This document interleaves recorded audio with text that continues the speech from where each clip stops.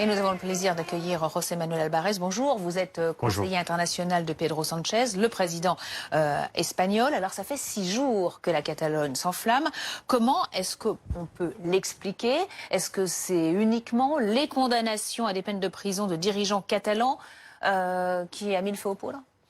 Bon, je pense qu'il y a des choses qui nous mènent à cette situation et tous les deux pointent les gouvernements catalans et l'actuel président de la Catalogne.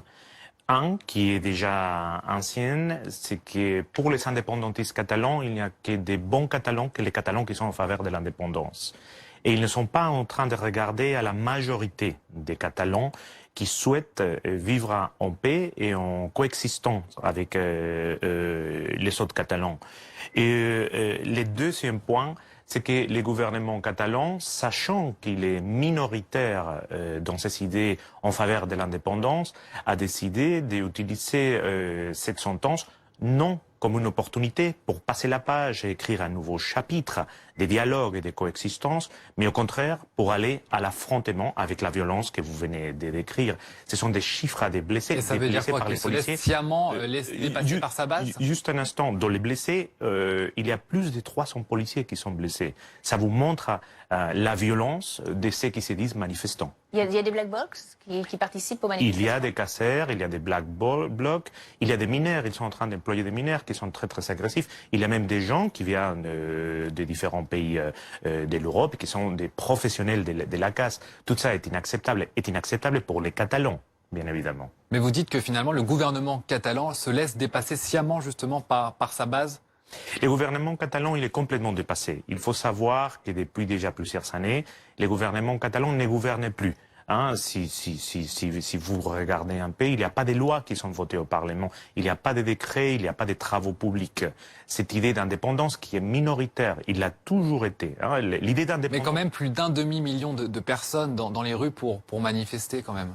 Aucun problème avec les gens qui manifestent. Le droit de manifester est un droit fondamental de l'Espagne. Les gouvernements de Madrid, les gouvernements espagnols protègent. Mais n'oublions pas, c'est un demi-million parmi 8 millions.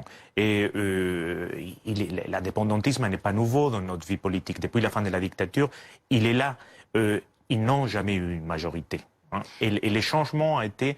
Ils ne veulent plus défendre dans le Parlement de Madrid, où ils siègent, ou dans le Parlement de la Catalogne. Ils décident d'aller par les voies des faits. Mais ce qu'on a du mal à comprendre, c'est pourquoi la Catalogne veut absolument, comme ça, se détacher de l'Espagne. La Catalogne ne veut pas se détacher de l'Espagne. Il y a plus de 50%, 52% dernièrement, qui sont contre l'indépendance. Voilà.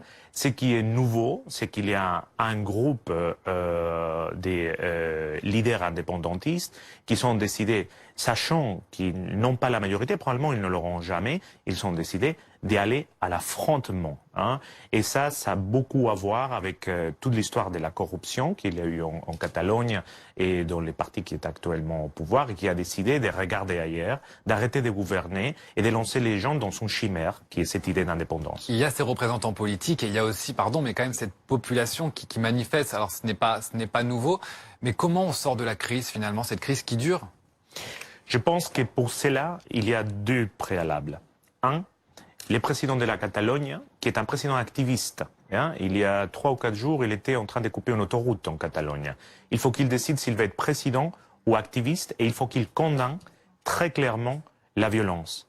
Et deuxièmement, il faut que le gouvernement catalan revienne au dialogue. Sachez que le président espagnol, Pedro Sánchez, a rencontré des fois un à Madrid, dans le palais présidentiel, et un autre à Barcelone, Quim Torra, le président de la Generalitat. Les présidents et le gouvernement espagnol ont toujours été prêts au dialogue. Il faut Mais est-ce que le gouvernement catalan est prêt au dialogue? Le gouvernement catalan, en ce moment, n'est pas prêt au dialogue. Il n'y a pas une volonté de mettre la pression alors qu'il va y avoir des élections dans 3 semaines en Espagne? Très probablement, mais là, on est dans le domaine de l'activisme.